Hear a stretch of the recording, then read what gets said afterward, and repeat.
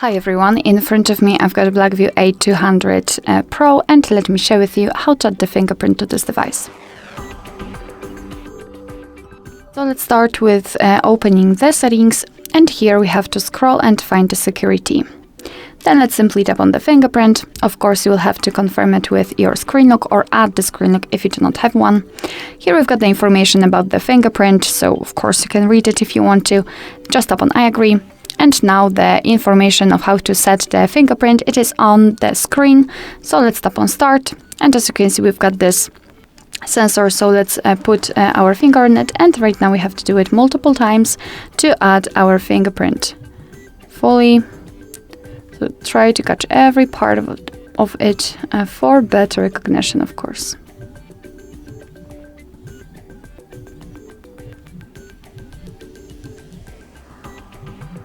Okay, we've got it, so let's tap on done. And this is our fingerprint. We can rename it or remove it or add another fingerprint. Alright, so let's lock the device and check if it is working. Let me lock it. And let's wait. We will have the sensor or not. Just put the finger on it. Alright, we've got it, so it will detect our finger. And as you can see, the device is unblocked, which means that we just successfully added the fingerprint to it.